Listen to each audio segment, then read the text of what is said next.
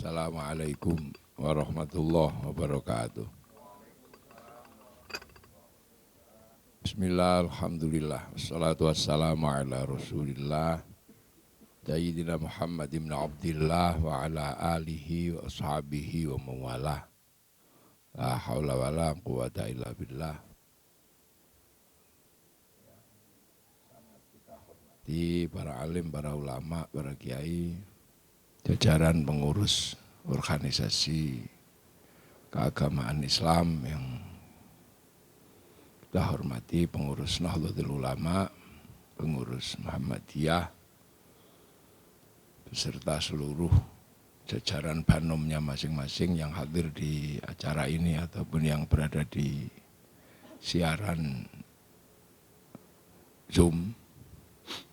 Yang saya hormati Bapak Kapolres atau yang mewakili, Pak Dandim yang mewakili, dan yang sangat kita hormati secara bersama-sama, kita cintai Bapak Bupati Kabupaten Jepara yang malam hari ini alhamdulillah memberikan ruang bagi kita bersama-sama untuk memperingati, menyongsong peringatan Nuzulul Quran. Para hadirin wal hadirat yang berbahagia,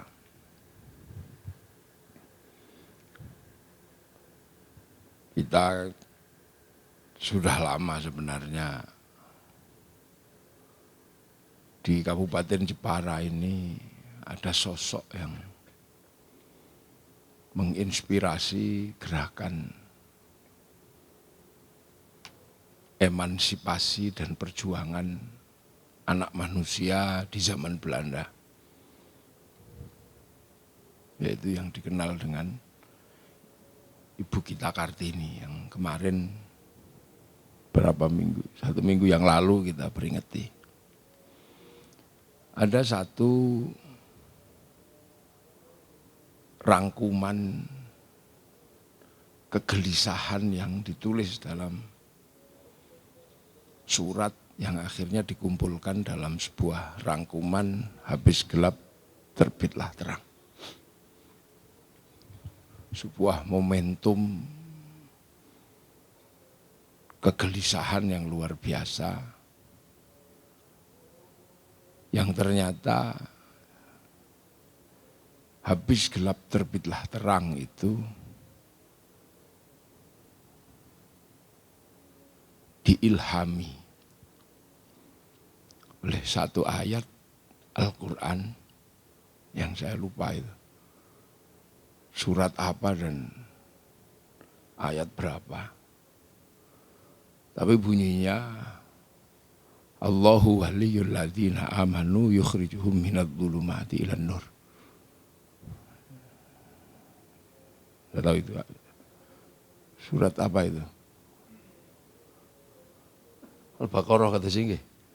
Kula niku kadang nek ngaji niku ora weruh nggone. Ngerti ayatnya, soalnya neng pondok itu jarang, terus Quran seberapa, ayat berapa itu jarang. Yukhrijuhum minadh dhulumati ilan nur. Jadi yang akan mengeluarkan dari kegelapan menuju yang terang benderang. Dan itu menjadi kalimat yang sangat populer baik dalam pidato maupun MC.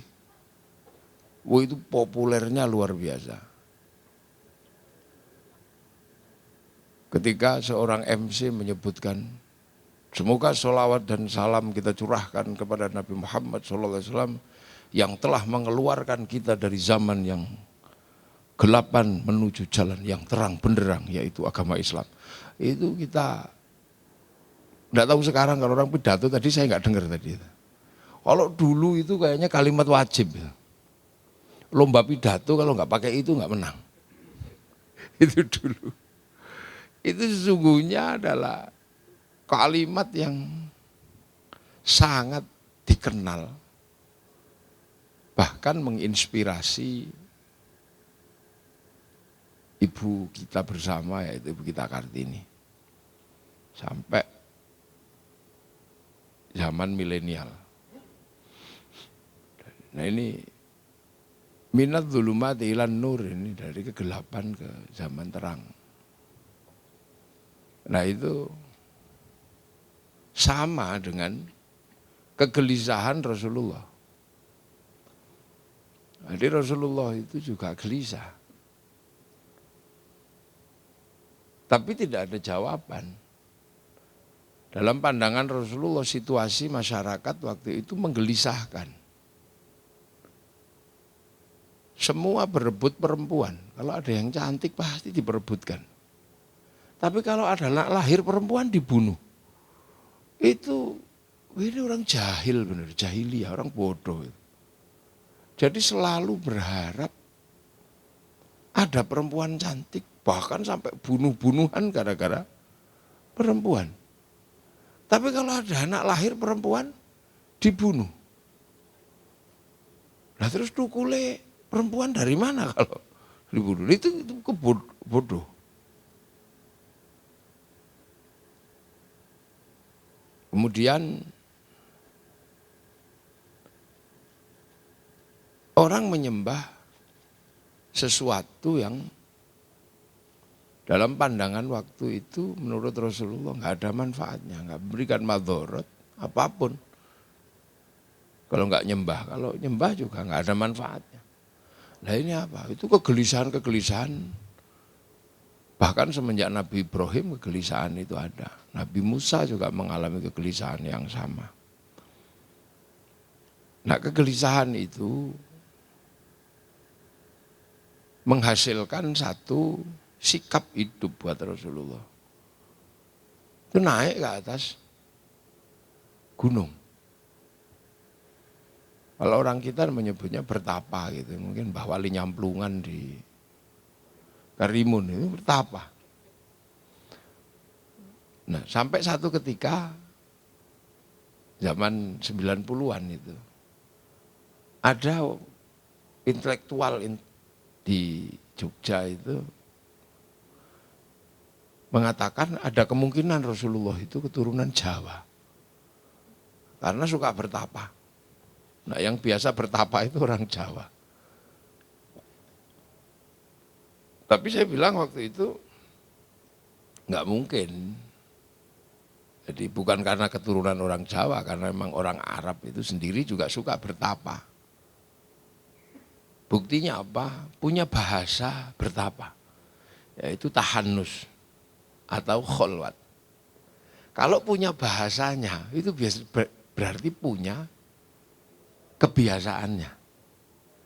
Nah, bahasa tahannus itu bahasa yang lazim di sana, yaitu naik ke atas bukit menyepi menyendiri, dan ketika sudah menyepi menyendiri disebut kholwat.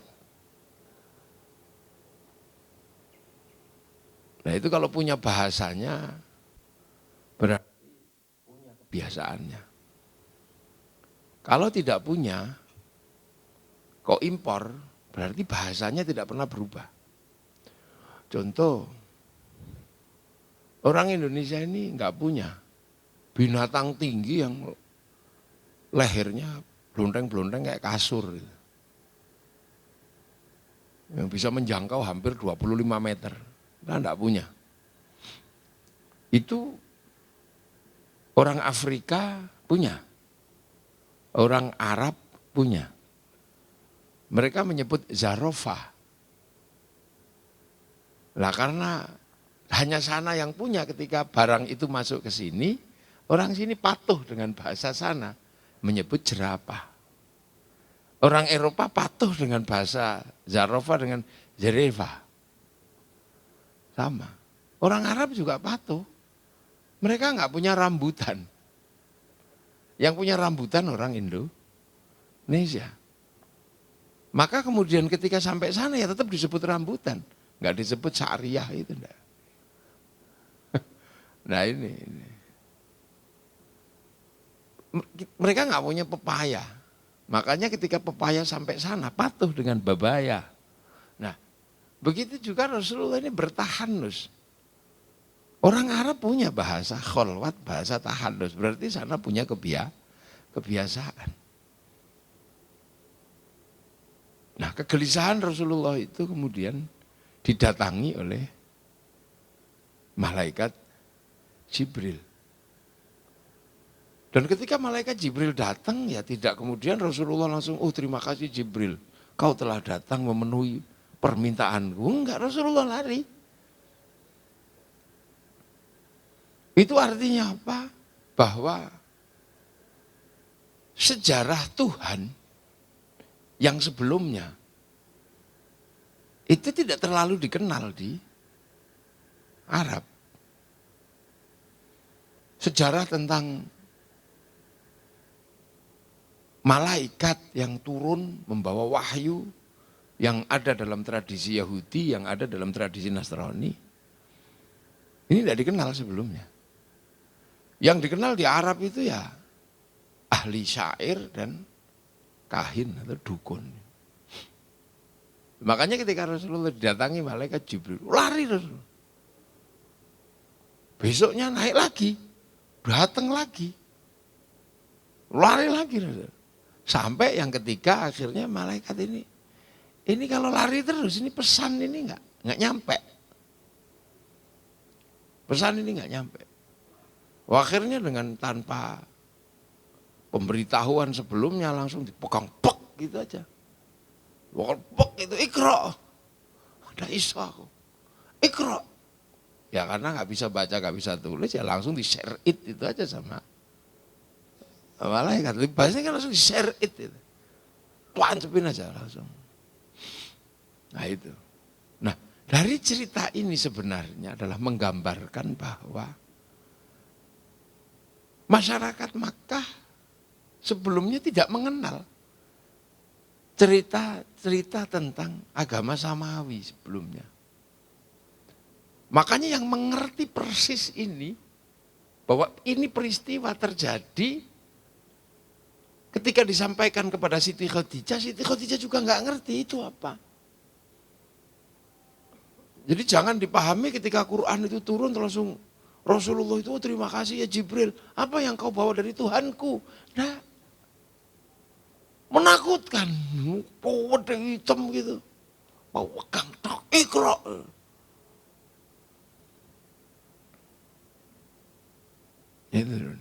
Nah, yang mengerti peristiwa itu adalah kebenaran.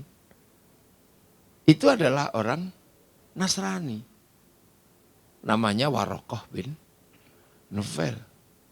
Yang ngerangkep, ya pendeta, ya menurut beberapa orang ya dukun, ya apa, merangkep. Karena enggak ngerti. Situasi sosialnya mungkin kan. Nah itu makanya akhirnya Quran itu ketika turun, bukan cuma Rasulullah, bahkan masyarakat ini menganggap ini dari mana? Kalimat-kalimat ini dari mana? Karena peradaban tertinggi waktu itu adalah peradaban sastra, bersair. Jadi Rasulullah nggak ngerti, tapi orang Arab ini dari mana? Maka ada yang menyebut Rasulullah ini kesurupan, apa? Tapi ketika Rasulullah menyatakan diri, aku dapat wahyu, aku diperintah oleh Allah, yang konsepnya adalah seorang nabi dan rasul, orang Arab juga nggak ngerti siapa itu nabi, siapa itu rasul. Orang Arab itu pagan, penyembah berhala. Dia nggak ngerti nabi itu apa, rasul itu apa. Makanya ketika Rasulullah menyampaikan, yang orang nggak percaya, orang Arab. Karena yang mengerti konsep nabi dan rasul itu orang Filistin waktu itu dan orang Madinah. Karena orang Yahudi dan orang Nasrani itu ada di Madinah, ada di Palestina. Orang Mekah nggak ngerti, pagan. Satu contoh seperti inilah. Saya diundang ke Jepara sama Pak Bupati. Orang Jepara sudah punya konsep tentang kiai, tentang ulama. Walaupun bentuk saya rambutnya panjang gitu. Tapi konsep ulama, konsep kiai sudah dipahamkan oleh orang-orang sebelum saya Bahwa ini adalah pengemban misi-misi kenabian, pewaris para nabi. Maka ketika saya datang ya disambut. Sambut, duduk sama Pak Bupati, dikasih mic. Ini yang berjasa siapa? Ya orang-orang sebelum kita yang mengajarkan bahwa di dunia ini ada orang-orang yang mengemban misi-misi yang pernah disampaikan oleh Rasulullah dan kemudian diwarisi oleh yang disebut ulama. Loh, makanya sudah tidak ada masalah. Lah di Irian sana seandainya saya datang. Orang Irian tidak mengerti konsep kiai, tidak ngerti. Di pedalaman sana itu. Seandainya saya datang, mereka juga nggak mengerti bahwa saya itu kiai. Mungkin dianggap tim pemburu babi. Loh iya, karena tidak ada pelajaran sebelumnya. Nah orang Mekah itu tidak punya konsep nabi itu apa, tidak punya. Makanya begitu Rasulullah mengatakan diri nabi setelah mendapatkan wahyu, ya orang Arab, nabi apa? Bahkan ketika Rasulullah menerima wahyu pun Rasulullah belum mengerti bahwa Rasulullah itu adalah messenger. Atau orang yang dikasih tugas untuk menyampaikan pesan-pesan Allah. Dan bahwa yang menyampaikan itu adalah Jibril. Yang mengerti adalah orang yang punya konsep kenabian yang sudah diajari oleh Nabi yang sebelumnya. Yaitu orang Yahudi dan orang Nasrani. Jadi makanya ketika kita melihat ada perlawanan, ada penolakan, itu sesuatu yang lumrah. Sesuatu yang lumrah. Makanya Rasulullah punya bekal Al-Quran. Yang disadari oleh ahli-ahli syair, ini tidak mungkin karya manusia. Ini karyanya sopo, mereka juga nggak ngerti. Makanya mereka suka menandingi ayat itu. Al-Qari'atu mal-Qari'ah, tandingi dengan al-filu mal-fil. Gajah, apakah gajah itu? Ditandingi. Bahkan bagi orang-orang yang tidak mengerti konsep Nabi, maka dia punya merasa layak sebagai Nabi.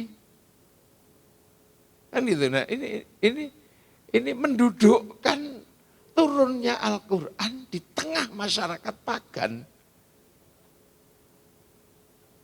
Sehingga penolakan, sehingga perlawanan itu menjadi sesuatu yang akan menjadi segojangannya Kanjeng Nabi. Peristiwa harian, karena tidak punya konsep Nabi, tidak punya. Konsep Rasul itu tidak punya. Nah itu. Bukan sesuatu yang mudah ketika Quran itu turun kepada Rasulullah. Makanya Iqra bismi rabbika. Bacalah dengan atas nama Tuhanmu. Konsep Rob itu, Tuhan itu juga bukan sesuatu yang mudah dipahami oleh orang Mekah. Oleh orang Mekah, karena Rob ini tidak ada wujud. Sementara ribuan tahun di sana itu Tuhan itu ada wujudnya. Ada patungnya. Ketika konsep Rob ini diturunkan kepada Rasulullah untuk dijelaskan kepada orang Mekah, ini juga bukan sesuatu yang mudah untuk dipahami. Gitu. Orang Jawa lebih mudah memahami Ratu Adil, karena sudah pernah ada yang menjelaskan tentang Ratu Adil, tentang Mahdi. Apa? Tapi konsep Rob Tuhan yang melingkari segala kehidupan, itu bukan sesuatu yang mudah dipahami. Karena orang Mekah waktu itu Tuhannya terperinci. Ya ada Tuhan Lata, kehendak ini ke Tuhan Lata, kehendak ini ke Tuhan Uzza. Jadi Tuhan itu terdivisi. Tidak kemudian menyeluruh itu tidak, tapi terdivisi. Uzza, Manat, Hubal, Lata gitu. Jadi kayak orang bawa proposal gitu. langsung ke kabak mana, kabak mana, kabak mana. Tuhan utama itu tidak dikenal oleh mereka. Nah, makanya turunnya Al-Quran itu membedah situasi sosiologi, situasi antropologi, dan situasi teologi yang tidak mudah dipahami oleh orang Mekah. Gitu. Makanya juga nggak mudah sesungguhnya memahami Al-Quran. Karena Al-Quran itu turun di tengah situasi sosiologi, antropologi yang demikian rumit. Maka Quran itu ada asbabun nuzul, ada ulumul Quran, panjang. Jadi Al-Quran itu bukan teks-teks yang tertulis seperti plang jalan itu enggak. Plang Jeporo, Melonggo gitu. Yang dengan mudah bisa dipakai Melonggo, Jeporo gitu. Tapi Quran diturunkan untuk membedah situasi yang demikian rumit. Makanya Iqra bismi rabbikal ladzi khalaq, khalaqal insana min 'alaq. Itu tidak bisa dipahami waktu itu. Manusia kok min 'alaq kok. Itu tidak mudah. Manusia dari segumpal darah itu. Manusia ya metu brojol gitu. Bagi orang Mekah nggak ada kok min alaq. Iqra wa rabbukal akram alladzi 'allama bil qalam 'allamal insana ma lam ya'lam. Oh, itu aja udah sulit dipahami oleh orang Mekah. Sama juga dengan sulit menjelaskan waktu itu bumi itu bulat, itu juga susah. Nah, makanya Al-Quran ini begitu rumit sebenarnya ketika turun untuk membedah situasi. Dia tidak rumit ketika dibaca, memang tidak rumit. Ketika dibaca ya nggak rumit. Bismillahirrahmanirrahim. Iqra bismi rabbikal ladzi khalaq, khalaqal insana min 'alaq. Iqra wa rabbukal akram alladzi 'allama bil qalam 'allamal insana ma lam ya'lam. Dia sulit. Bismillahirrahmanirrahim. Alhamdulillahirabbil alamin arrahmanirrahim maliki yaumiddin. Iyyaka na'budu wa iyyaka nasta'in ihdinas siratal mustaqim siratal ladzina an'amta 'alaihim ghairil maghdubi 'alaihim waladdallin. Amin. Enggak sulit ketika dibaca.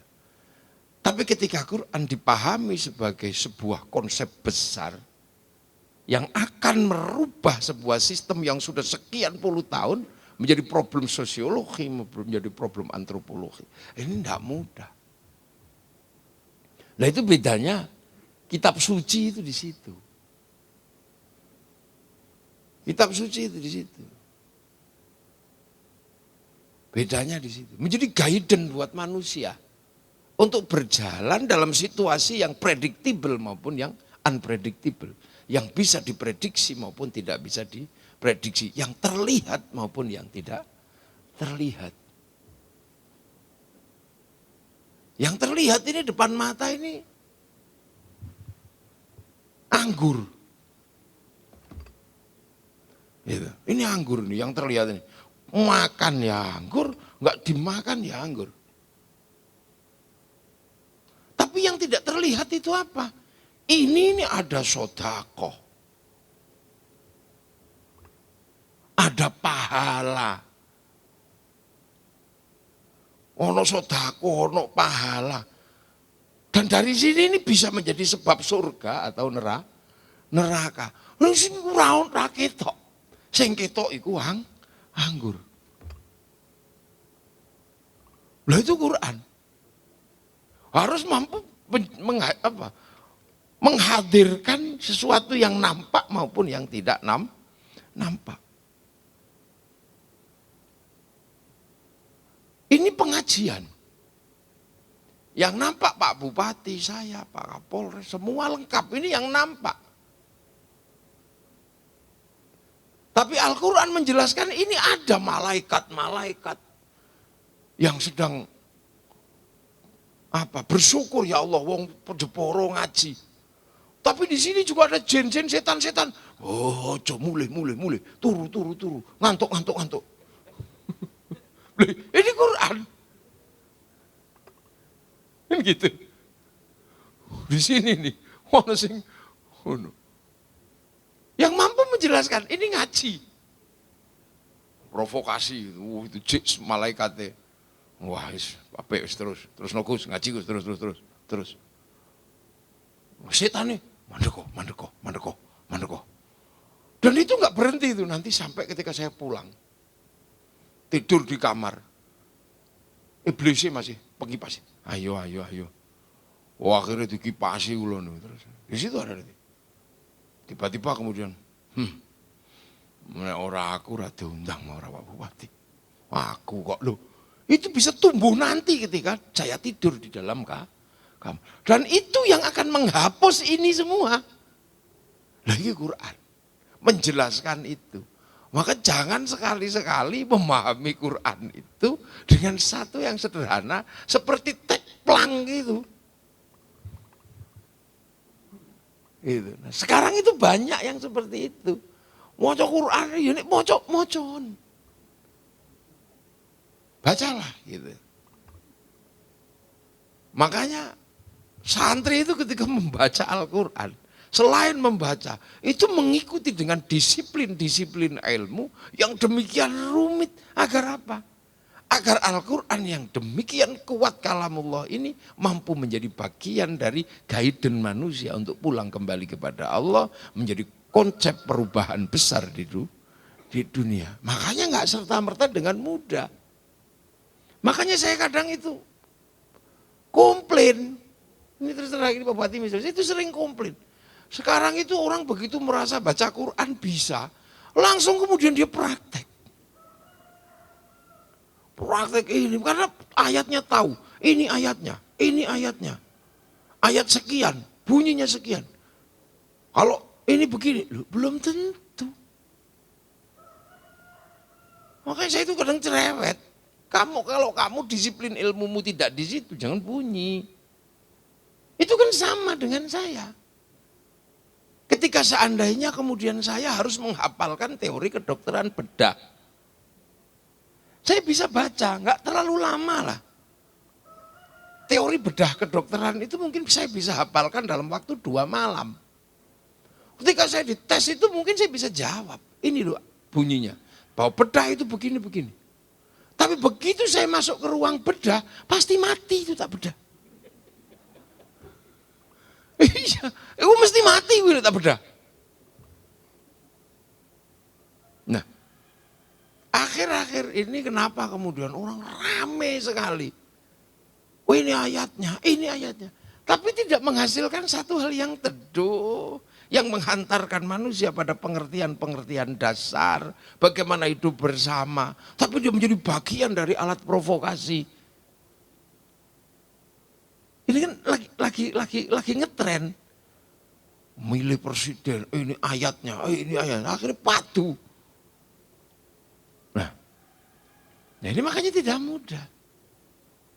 Dia bagian dari sebuah perubahan besar. Jadi Al-Quran itu turun untuk melakukan perubahan besar.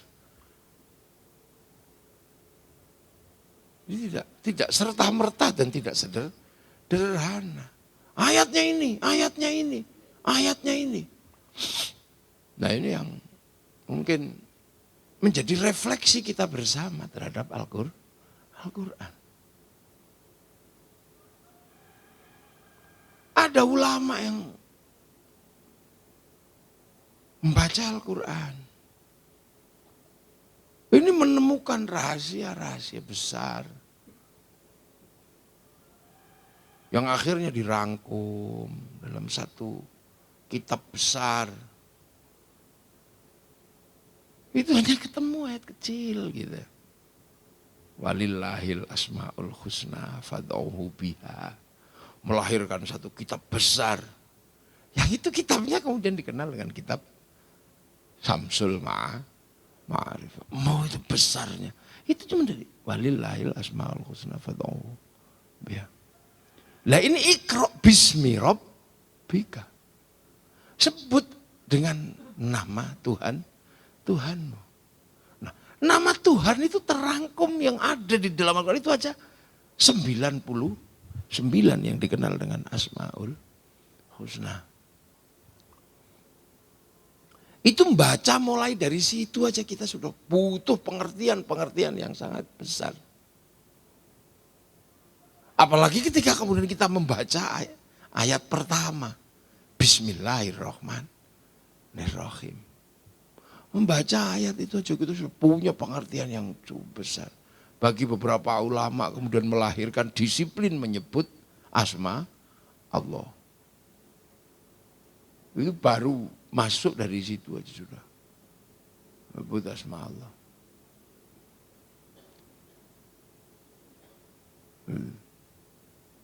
Maka kemudian orang ada yang kemudian apa-apa bismillahirrahmanirrahim.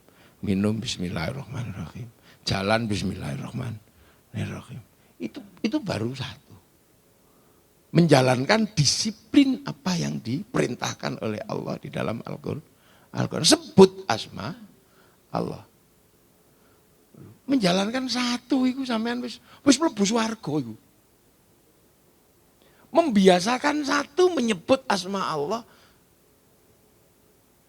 Arep ini bismillah, arep ini bismillah. Orang mungkin gaple kok bismillahirrahmanirrahim. Jadi orang kalau terbiasa aja menyebut asma Allah, bismillahirrahmanirrahim, bismillahirrahmanirrahim. Itu dia akan dijauhkan dari kebiasaan buruk. Karena setiap akan melakukan sesuatu pasti keluar kalimat bismillah. Begitu harus melakukan elek, harus bismillah, apa ora mundur deh.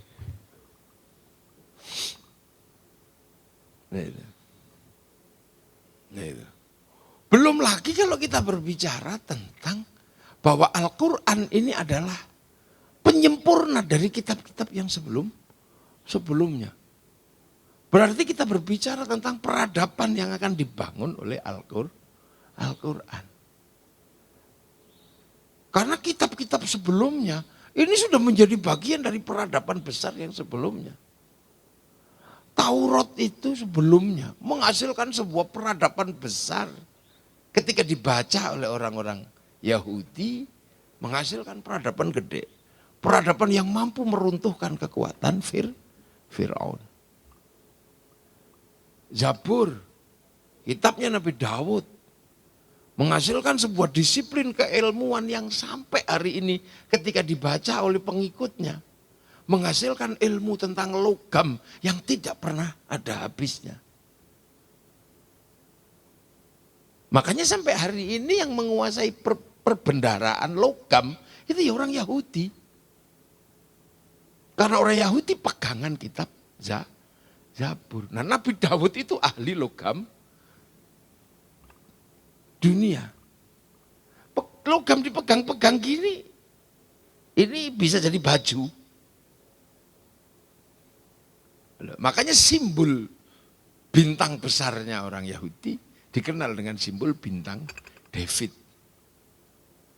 Dan dari kitab dia menghasilkan disiplin keilmuan dipertemukan dengan Taurat.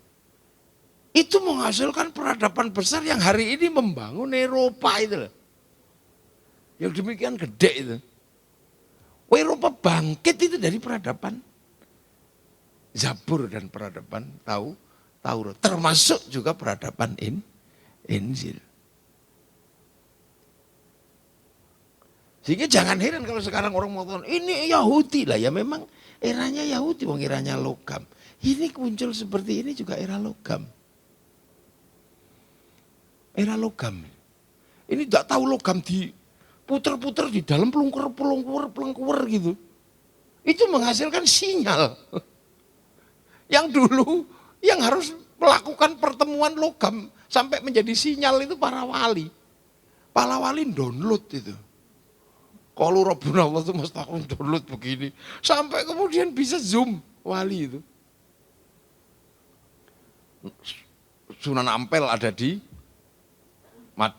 Surabaya, Sunan Bonang ada di Tuban, Sunan Gunung Jati di Cirebon, Sunan Kudus ada di Kudus, Sunan Kalijaga itu. Itu bisa melakukan pertemuan jarak jauh, tapi zoomnya dilakukan di Pamijahan sana. Nah, ini oleh orang-orang teknologi Zabur, teknologi Taurat ini yang dipegang oleh orang Yahudi, itu logamnya dirubah jadi pelengkur gini, belok itu sampai lihat itu pelungkur itu. Itu akhirnya orang tidak lagi kemudian harus begini, gitu. Tapi cukup beli kuota. Cukup beli kuota. Dan dihubungkan dengan harddisk besar namanya Zoom. Sementara pada saat yang sama tentang harddisk besar itu sudah pernah diperlihatkan oleh Allah ketika Rasulullah Isra Mi'raj. Harddisk itu namanya Lauhil Mahfuz. Di mana seluruh dunia ini dikontrol oleh satu kotak namanya Lauhil Mahfuz. Orang Yahudi Nasrani juga punya kotak yang mengatur dunia. Namanya Tabut Sulaiman. Orang Eropa juga punya konsep tentang kotak besar dunia yang namanya kotak Pandora. Dan orang Jepang juga punya konsep kotak yang mengatur dunia namanya kotak Doraemon. Jadi kotak-kotak itu sudah tergambar semua dulu sebelumnya. Dan itu akhirnya kemudian dijadikan turunan-turunan pengetahuan yang akhirnya sekarang kemudian kita nikmati secara bersama-sama. Secara bersama-sama. Nah, ini kalau kita berbicara tentang Al-Quran, berhadapan dengan kitab-kitab yang sebelumnya sudah dilakukan oleh umatnya membangun peradaban di keyakinannya masing-masing. Nah akhirnya kan kita juga ditantang.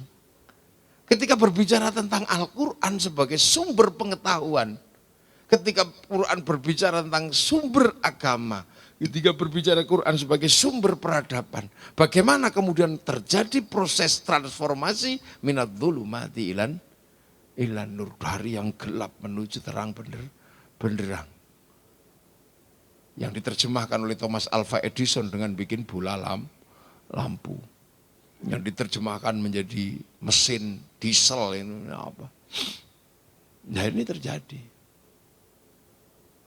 Dan itu diakui oleh mereka. Sistem dunia mereka akui, mereka buat. Sistem finansial dunia yang sekarang kita pakai perbankan. Itu dikembangkan oleh keluarga Yahudi kecil namanya, keluarga Rothschild Rockefeller.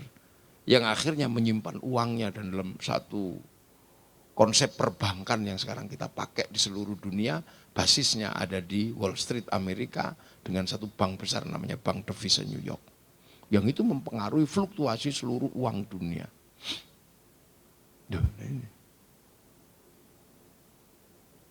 Nah ini untuk yang gede-gede. Nah sementara kita ini untuk hal-hal yang paling dasar aja kita ini berdebat. Wah kita ini berdebat luar biasa. Quran yang dirangkum secara tauqifi, yang kemudian kita kenal dengan mushaf, kita baca aja berdebat.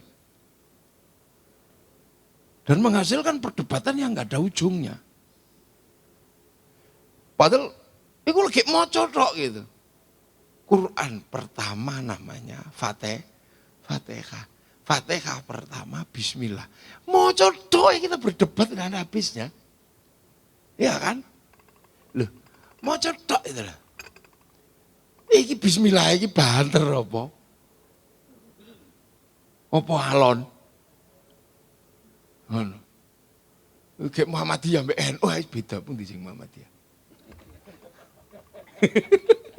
Gitu. Kayak Muhammadiyah, ora ono ngono wis beda. Urung ketambahan sing anyar-anyar malah bismillah ilang. Ya, iki NU Muhammadiyah kan wis iki bismillah ora ngono. Iku wis sing siji terus sing siji ora ngono. Padahal Iqra bismi rabbikal ladzi khalaq. Maka ketika dihadirkan bismillah, sebut asma Allah.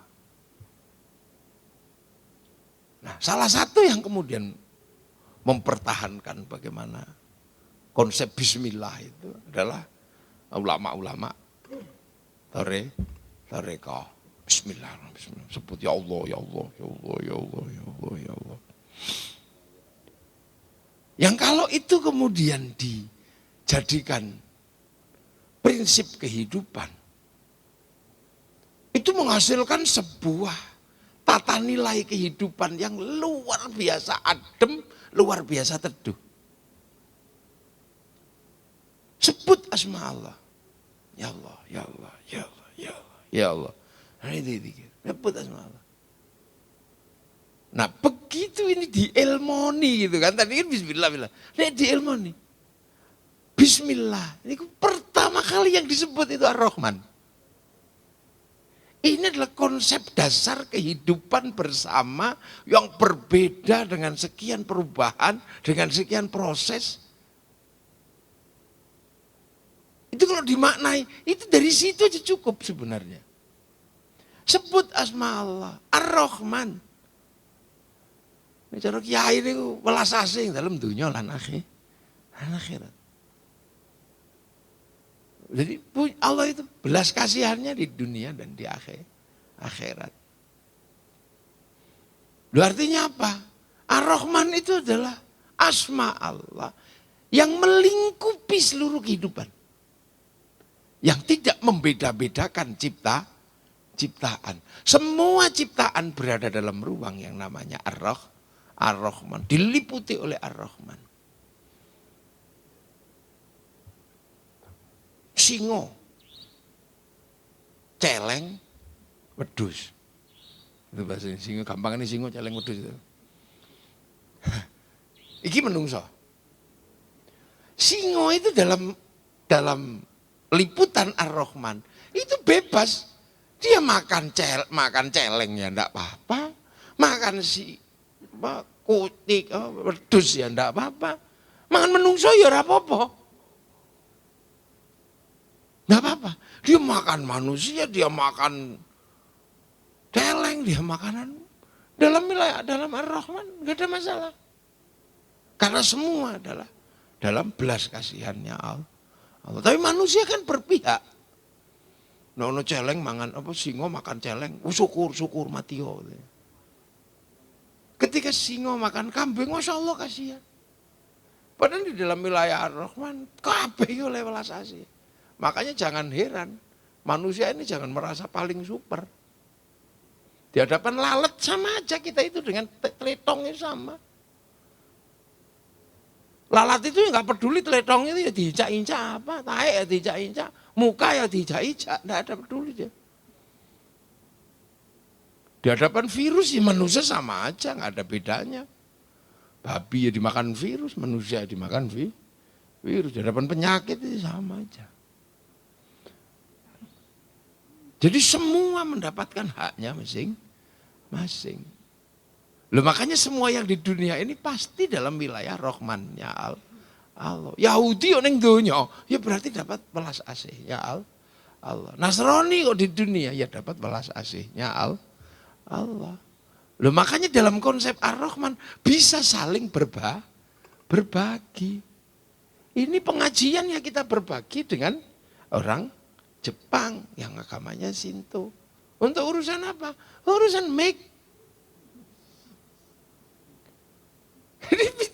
Itu mengatur kehidupan yang orang slow, nyantai, tidak ada dokter ngotot itu biasa. Kita kan di pengajian ini berbagi sama Cina. Buktinya apa? Nah itu rokok itu. Rokok. Lu mau haji, pergi haji, berbagi sama orang Yahudi. Untuk urusan apa? Urusan naik pesawat. Dan ini menghasilkan konsep manusia yang tidak itu. Makanya ulama-ulama ini kekeh kadang. Mbok nek maca Fatihah bismillah ijo ilang. Kenapa? Karena bismillah hilang kok kehilangan konsep Ar-Rahman. Mula kadang wong nek maca Fatihah bismillah ilang kaku nek ora umum. Apa salah. Sampe delok agrono wong apa salah ngono ya. Delok maca Fatihah kadang ra ning bismillah. Itu menghasilkan konsep yang sederhana. Ora kok yo Cina pateni hilangan. Lah nek Cina mati lunga kabeh. Sing nuku mbakone wong Temanggung sapa? Untuk sesuatu yang sangat sederhana sebenarnya.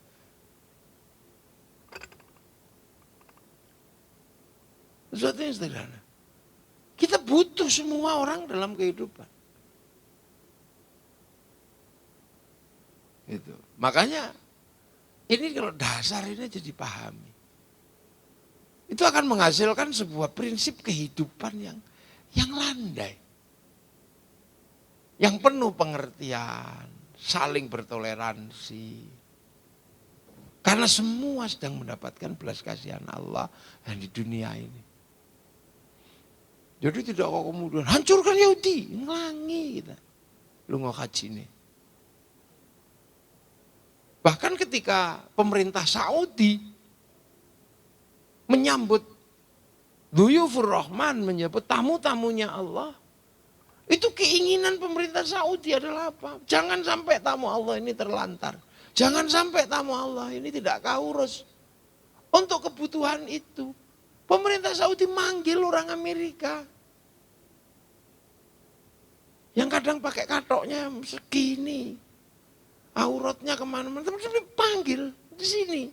Ente bangun hotel untuk nyambut tamu ini. Siapa dia? Si Paris Hilton. Bangun hotel Hilton. Oh, tamu Allah ini capek. Pengen minum yang lebih bervariasi. Tidak zam-zam terus. Dipanggil Coca-Cola, panggil Pepsi, panggil Sprite. Makanannya bukan kemudian kebuli, bukan cuma daging unta, panggil McD, panggil Kentucky. Kok misalnya mereka ngerti, so panggil mbok berek itu mereka. Atau panggil pindang serani gitu. Dalam wilayah ini kemudian tidak kemudian ini panganan ini kafir udah. Bank haram. Karena bank ini punyanya orang Yahudi, banknya haram. Ini ya men, bisa bermasalah.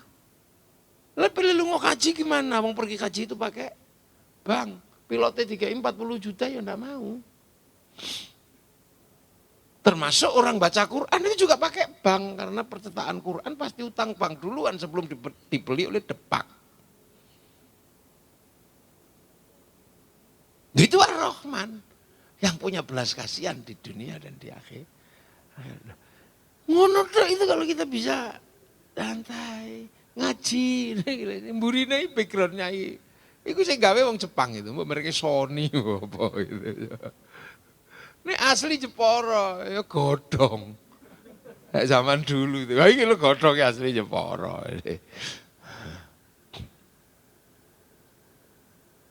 Tapi bahwa Al-Quran juga menyampaikan sesuatu yang nggak nampak di hari ini. Apa? Ar-Rahim. Ar-Rahim wong ketok dino iki wong itu belas kasih akhirat blok lah akhirat iki ning ndi sing nang kono ora ketok ngimpi wis durung gitu loh kita itu.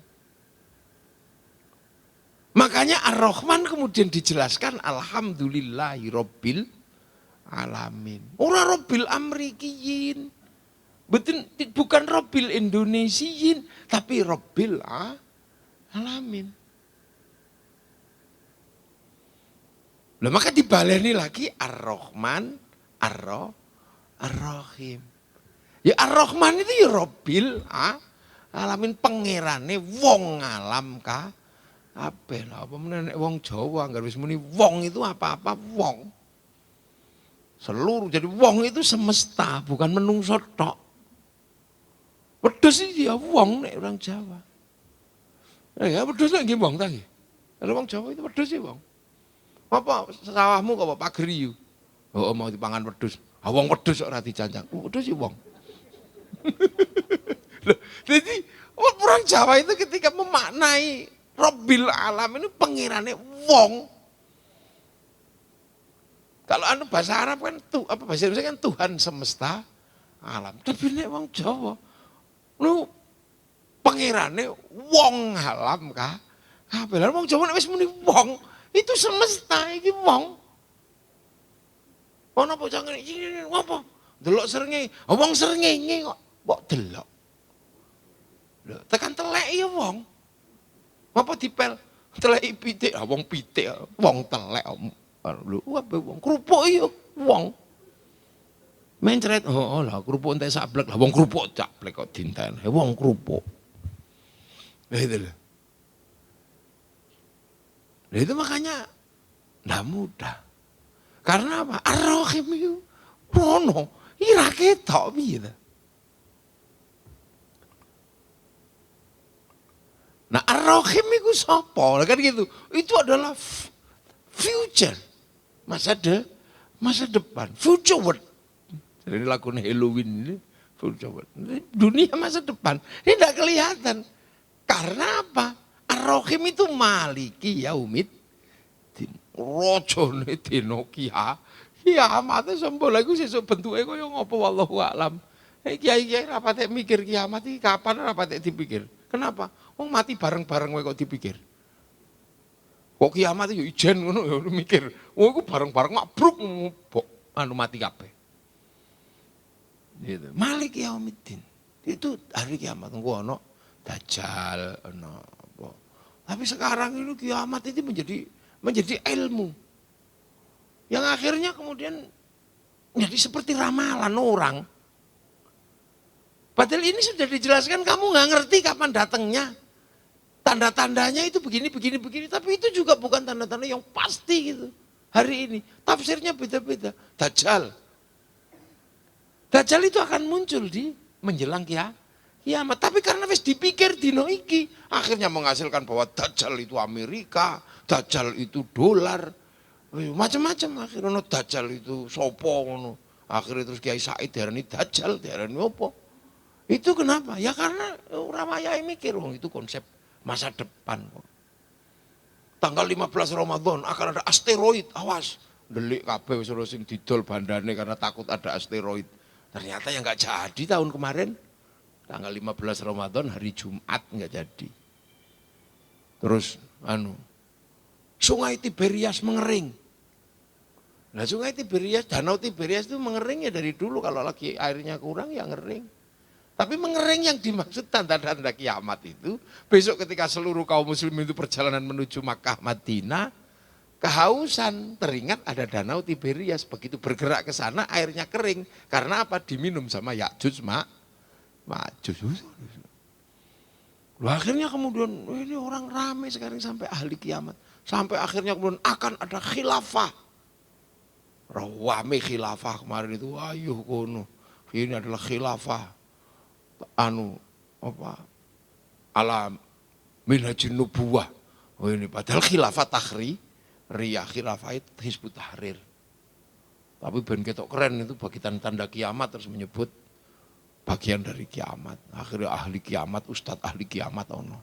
Bisa dibahas kiamat, Dajjal. Wis diwedeni corona, diwedeni kiamat. Ya kenapa? Mengambil ini menjadi sebuah disiplin. Sementara ini adalah masa depan. Maliki Yaumiddin itu masa depan. Terhadap Maliki Yaumiddin songsong dengan iyyaka na'budu wa iyyaka nasta'in. Songsong dengan ibadah. Nah ibadah itu apa? Kan gitu. Ketentuan-ketentuan yang diberikan oleh Allah, ada yang disebut ibadah mahdoh. Itu ketentuannya ono. Napa kowe? Antuk minabillahi wa malaikatihi wa kutubihi wa rasulihi wal yaumil akhir wa bil qadri khairi wa syarri minallahi ta'ala. Anta syahada an la ilaha illallah wa anna muhammadur rasulullah wa tuqimus sholata wa tu'tiyaz zakata wa tasuma ramadhana wa tahujjal baiti man istata'a ilaihi sabila. Itu capaian ibadah. Tapi ibadah sendiri itu apa? Ibadah itu sendiri adalah ka'annaka tarahu fa illam takun tarahu fa innahu yaraka. Beribadahlah seolah-olah engkau lihat Allah. Tapi kalau kau nggak lihat Allah, yakin Allah itu lihat engkau. Jadi ibadah itu pada dasarnya adalah seolah-olah kita berhadapan dengan Allah. Itu yang disebut dengan ihsan. Konsep husnudzon manusia kepada Allah. Karena manusia berhadapan dengan Maliki Yaumiddin. Lu tidak ada yang tahu. Husnudzon seperti dilihat. Lu makanya kan dalam pelajaran dasar bagaimana kita memahami akidah itu kan. Kita diajarkan tentang abda'u bismillahirrahmanirrahim wa birrohimin ta'imil ihsani. Jadi kita mulai dengan bismillah, menyebut asma Allah. Nah, asma Allah ar-Rahmani tadi itu. Abda'u bismillahirrahmanirrahim. Disekno ar-Rahman. Belas kasih dunia dan akhirat. Nah, wabir rohimi terhadap ar-Rahim yang maliki yaumiddin, yang ini adalah tentang masa depan manusia dalam perjalanan hidupnya, daimil ihsani adalah kuatnya kita, langgengnya kita berhusnudzon kepada Allah. Jadi makanya ibadah irana sing ero keterima apa ora ndak ono sing ero. Makanya konsep iya karena butuh adalah konsep ihsan dan jangan ribut di situ itu. Karena yang menerima ibadah itu Allah. Makanya orang kalau ibadahnya ini husnudzon, aja ribut.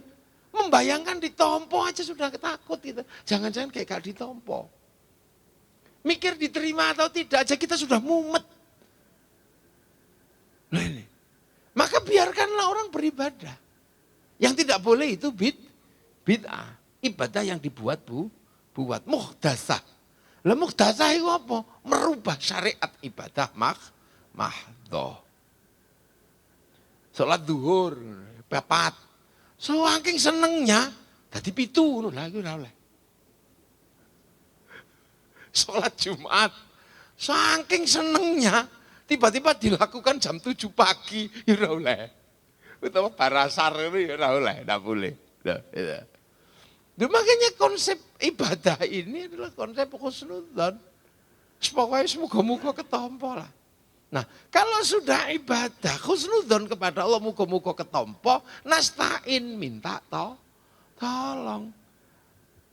Baca Quran itu ibadah. Makanya ada orang yang selalu menggunakan Quran untuk ibadah. Habis itu minta tolong. Saya akan ibadah baca Yasin ya Allah. Tapi habis itu saya minta tolong. Apa? Muga-muga mbahku iku di ngapura dosane di akhirat. Lah menghasilkan tradisi yasinan. Ada yang baca Quran itu ibadah. Tapi minta tolong untuk apa? Udah berbeda lagi. Sing dibaca Al-Quran. Innahu min Sulaiman wa innahu bismillahirrahmanirrahim. Habis itu minta tolong. Mudah-mudahan perempuan cantik itu mau menjadi istri. Loh, itu konsep ibadah, husnudzon dan minta tolong. Makanya macam-macam. Ini ibadah itu husnudzon. Salat zuhur, Allahu Akbar. Ya. Tuh. Wong panjenengan keanaka. Seperti kita melihat tapi kita enggak ngelihat. Ya jangan salah kalau sholat ini Allah Akbar melihat sesuatu yang memang nyata di depan mata. Seperti jam dinding, seperti tembok, seperti ruko bolong. Ini kelihatan. Karena apa? Kita diperbolehkan seolah-olah melihat Allah. Tapi kalau enggak lihat, ya udah pasti delong ini ternyata rakyat malah ketok katok bolong, ketok sarung bolong. Gitu. Jangan lupa bahwa ketika kita tidak melihat, Allah melihat kita. Fa'innahu yaraka, maka Allahu Akbar malah krungu bakso boleh. Tapi kita harus selalu ingat bahwa kita ini sedang diawasi Allah, maka mendengarkan bakso itu boleh. Yang tidak boleh itu apa? Rong mangkok Pak, lah itu tidak boleh. Ini makanya Allahu Akbar. Bismillahirrahmanirrahim. Sabbihisma rabbikal a'la alladzi khalaqa fasawwa walladzi qaddara fahada. Suwe iki. Boleh aja. Sing enggak boleh iki terus dari Kiai Anwar Zaid. Kok luwe le, enggak boleh. Loh, Itu tidak boleh loh, itu makanya konsep ibadah itu demikian longgar. Karena semuanya adalah husnudzon. Akan tetapi jangan lupa. Jangan lupa bahwa kita yang seolah-olah melihat Allah, di dunia ini ada yang melihat Allah. Pernah ketemu dan dipanggil langsung oleh Allah. Siapa? Nabiullah Muhammad sallallahu alaihi wasallam. Makanya yang seolah-olah ini mesti nitip sama yang melihat. Nah, cara nitipnya apa kepada Rasulullah? Ya baca sholawat. Wong kita itu tidak pernah lihat, makanya dalam setiap ibadah jangan lupa tutup dengan sholawat. Itu prangkone wong seolah-olah itu nitip pada yang benar-benar melihat. Makanya kita ini harus selalu nitip pada Rasulullah. Donga ya ditutup wa sallallahu ala sayyidina Muhammadin. Salat ya kama sholai ta'ala. Allahumma sholli ala sayyidina Muhammad wa ala ali sayyidina. Ojo ribut bab sayyidinanya. Yang tidak sayyidina berpegangan pada kul innama ana basyarum mitslukum yuha ilayya. Tapi yang menggunakan sayyidina berpegangan kepada la taj'alu du'a ar-rasuli bainakum ka du'a ibadikum ba'dha. Nah pegangane ono dhewe ora usah diributno. Sing sayyidina ya monggo sing ngono wis ngono ae pokoke. Sing penting wasilah teng Kanjeng Nabi. Dan setelah itu tabarruk kepada Nabiullah Ibrahim kama barok ta'ala Sayyidina Ibrahim. Belum mangane. Karena kita ini punya kebiasaan setiap hari titip. Sholat nitip, donga nitip kepada Rasulullah. Masa kok ora kenal. Wong nitip kok ora kenal. Maka biar kenal apapun bab dan cerita tentang Rasulullah. Kita selalu ingat. Apapun peristiwa yang pernah terjadi dengan Rasulullah. Kita peringeti supaya kenal. Wong nitip kok ora kenal. Makanya termasuk peringatan nuzulul Quran, Maulid Nabi, peringatan Isra Mi'raj. Itu dalam rangka apa? Pengen kenal wong bendino titip kok tidak kenal gitu loh. Makanya kan kemudian ini. Nah ini aja kalau kita berada di wilayah ini dengan tenang bahwa ibadah itu adalah ka'annaka tarahu fa illam takun tarahu fa innahu yaraka. Kita enggak ribut. Oh kono modele lah akbar. Wis mungkin rumangsa setan iki panggonane ning kene cepit. Ana sing Allah akbar. Mungkin rumangsane setan ning kene cepit ngisor. Ana sing Allahu akbar. Oh setan aja ganggu disetop. Ngene kok bingung. Loh makanya dalam hal ibadah itu indah. Poso.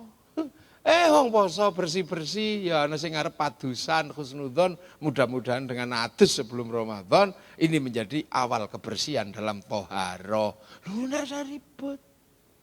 Kiai salat, wong nunggu santrine di sawah belum pulang, maka kiai-kiai salatnya mundur. Untuk nunggu siapa? Nunggu makmum. Wong jenengane imam iki butuh makmum. Lah nek makmume belum datang jam 11:30 ditunggu sampai 2:30. Allahu akbar, Allahu akbar. Belum datang ya ditunggu. Rabbana, Rabbana. Belum datang ya sabar. Tombo ati. Masih belum sabar. Kena nesu kok rata teko diuruki anjang nanti datang. Ya, ini husnudzon. Stenono. Setelah itu sholat Allahu Akbar. Bismillahirrahmanirrahim. Wong imame tuwek. Wis napase cekak.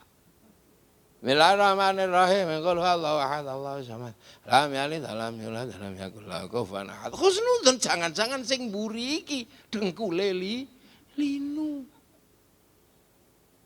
Ora ngerti Allahu akbar. Tahu wae sing diwaca. Al-Baqarah ngono ya bubar. Ora meng sampean Pak Bupati tadi makmum mlayu.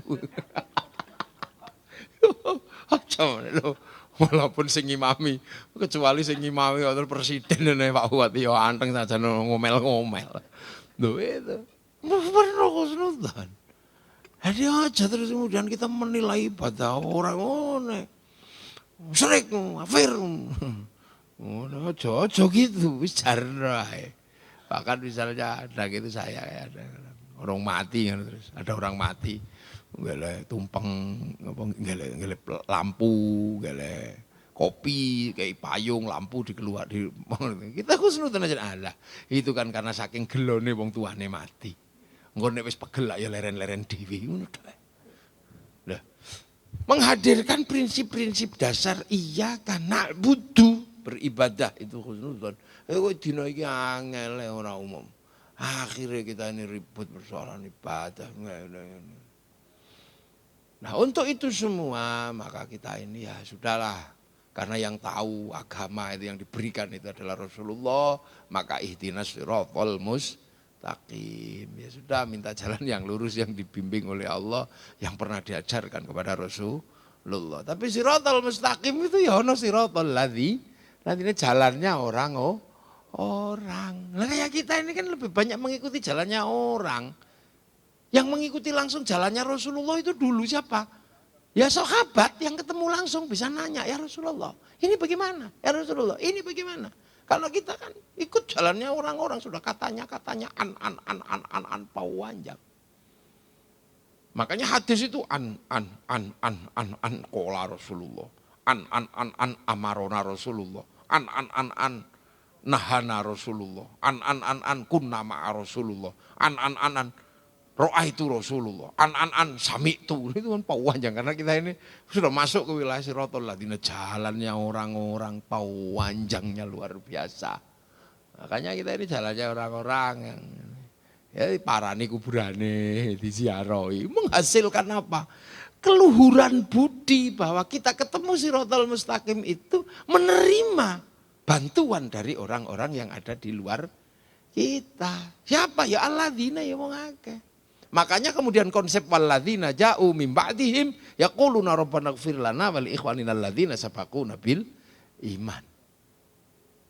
Jadi orang-orang yang datang belakang ini mendoakan yang pergi duluan yang bawa iman. Tapi karena dia bawa iman, maka imannya ada yang ditinggalkan menjadi warisan kita menjadi iman. Makanya terus ono khol, ada jaroh, ada apa. Ini adalah wujud syukur kita bawa ke iman. Tanpa orang-orang ini, as-sabaquna bil iman, kita nggak mengenal iman. Ya imannya wong Jeporo misalnya. Imannya wong Jeporo. Ini kan dibawakan oleh ulama-ulama dulu. Para wali. Sampai sekarang misalnya kayak saya ya. Pengenal iman karena diajari oleh orang tua. Orang tua diajari oleh guru-gurunya. Guru-gurunya diajari Kiai Hasyim. Jadi aladinanya banyak. Kiai Hasyim diajari oleh guru-gurunya. Ada Mbah Soleh Darat, ada Mbah Khalil, ada Mbah Asy'ari. Nah, Mbah Asy'ari sendiri ya bahnya Mbah Hasyim diajari sama Mbah Khairon. Atau dikenal dengan Mbah Gareng di Ngroto Purwodadi. Itu mondok diajari di tempatnya Mbah Abdul Wahid di Solo Tigo. Diajari oleh Mbah Abdul Halim di Boyolali. Mbah Abdul Halim diajari Mbah Sufyan di Tuban. Diajari oleh Mbah Jabar di Tuban, diajari sama Mbah Abdul Rahman di Lasem, diajari sama Mbah Benowo di Surabaya sana. Mbah Benowo diajari Mbah Sunan Geseng. Sunan Geseng diajari sama Sunan Kalijogo. Sunan Kalijogo diajari kalian Sunan Bonang. Mbah Bonang diajari Mbah Ngampel. Mbah Ngampel diajari sama Mbah Brohim Asmoro Kondi. Mbah Brohim diajari oleh Syekh Jumadil Kubro. Tanpa alladzina yang banyak, nggak nyampe ke sini. Nah, Syekh Jumadil Kubro diajari Sayyid Muhammad di Pase. Sayyid Muhammad diajari Sayyid Ahmad Jalaluddin di Campa, diajari Sayyid Abdul Malik di Mongol, diajari Sayyid Alawi Amil Faqih, diajari Sayyid Ahmad Sokib Mirbat, diajari Sayyid Ali Khalid Qasam, diajari Sayyid Alwi, diajari Sayyid Muhammad, diajari Sayyid Alwi, diajari Sayyid Ubaidillah, diajari Sayyid Ahmad Al-Muhajir, diajari Sayyid Aisyah, diajari Sayyid Muhammad, diajari Sayyid Ali Uraidi. Diajari sama Sayyid Ja'far Shadiq, diajari Sayyid Bakir, diajari Sayyid Ali Zainal Abidin, diajari Sayyidina Hasan Husain, diajari Sayyidina Ali. Lah ini yang diajari langsung oleh Rasulullah Muhammad sallallahu alaihi wasallam. Lah akhirnya kita menghasilkan rasa terima kasih kepada orang-orang yang sudah mengajarkan iman. Lah mula terus didongakno, diziarahi kubure, fazuruha, ziarahono, jadi online tok, gitu. Nah kalau kita menziarahi kuburnya apa? Kita cinta terhadap tanah air di situ. Wong Jepara kon ngebom Demak, ya nggak berani wong di situ ada makamnya Sunan Kalijogo. Suruh ngebom Jombang ya nggak berani ada makamnya Kiai Hashim. Tanpa diajarkan apapun, orang akan masuk kepada wilayah hubbul waton minal iman, akan cinta pada tanah air. Nah kalau itu semua terjadi, ya an'amta alaihim ghairil maghdub, tidak seperti orang Yahudi dan orang Nasrani sing nabine dipateni. Tidak seperti orang Yahudi dan orang Nasrani. Gitu loh, yang waktu itu. Makanya situasi ini kita akan mendapatkan kenikmatan. Nah, itu aja kita jalanin, akan tercipta baldatun thayyibatun wa rabbun ghafur. Tapi kan itu enggak mudah. Butuh hati sing jembar memahami Ar-Rahman. Sebagaimana Rasulullah menyampaikan mayuridillahu bihi khairan yufaqihu fiddin. Siapa yang dikehendaki menjadi baik oleh Allah dikasih ngerti dalam urusan agama. Khairan di situ nakirah, maknanya khairan kamilan. Kebaikan yang sempurna. Nah kebaikan itu enggak mungkin sempurna milik manusia karena manusia enggak sempurna. Nah kebaikan sempurna itu hanya milik Allah. Nek manusia enggak sempurna kebaikannya pasti bareng. Ngaji ini baik. Yang paling baik siapa? Ya saya wong kiainya. Cekeli mik ngombe ini paling akeh. Nah, itu baik Pak Bupati. Jadi jangan lupa kalau ngaji ini baik, yang paling baik ini saya. Rasa data komplain sampean. Tapi jangan lupa saya nggak boleh mengatakan saya yang paling baik karena saya kelihatan baik karena diundang Pak Bupati. Kalau Pak Bupati nggak ngundang saya, ya saya nggak kelihatan baik di sini.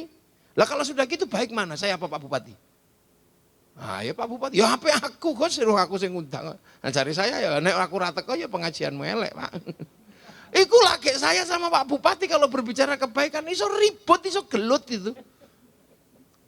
Sementara Pak Bupati menyiapkan sampai ada background sebagus ini, sound sebagus ini, lapangan sebagus ini. Tanpa ini semua apa pengajian ini terlihat baik? Ya enggak. Nah apalagi kalau sampean semua ikut komplain. Yang bikin pengajian baik karena kami Kiai. Lah kenapa? Karena kami mau datang. Coba nek jenengan ora teko blas. Oh niki ora pengajian, niki cek sound. Ini makanya baik itu nggak bisa berdiri sendiri. Maka jangan sekali-sekali kalau kita baik merasa paling baik. Itu jelek jadinya. Belum lagi kemudian kita menjadi baik ini karena ono sing gawe snack idola. Iki sing kotak ya sapa gitu. Isinya ada kacang, ada roti, macam-macam. Monggo kali disambi.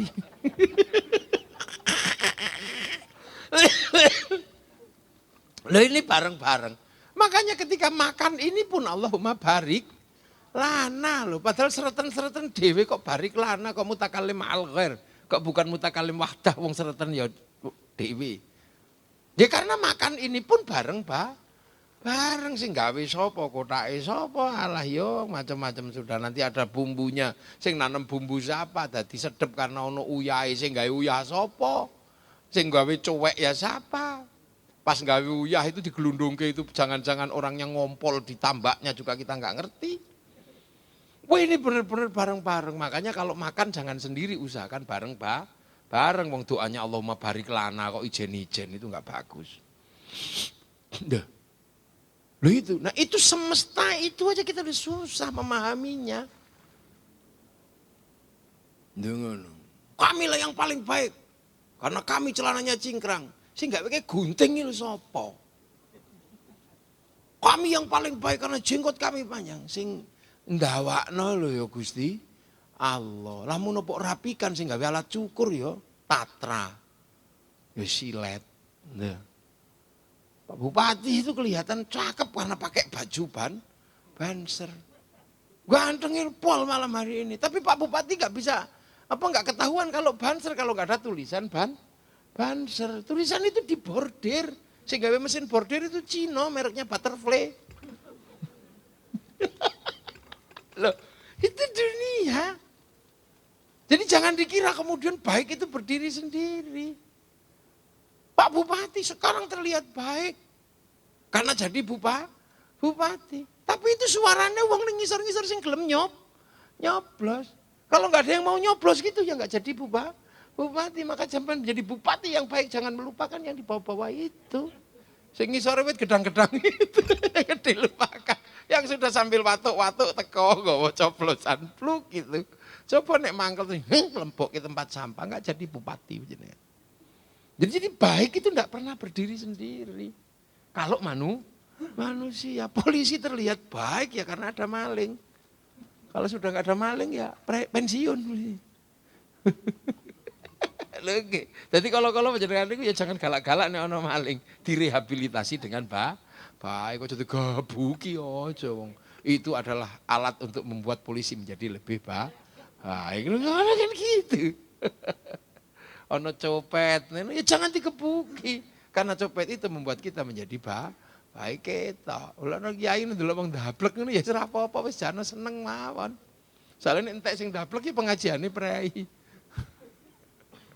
Loh, dunia itu punya ruangnya masing-masing. Padha.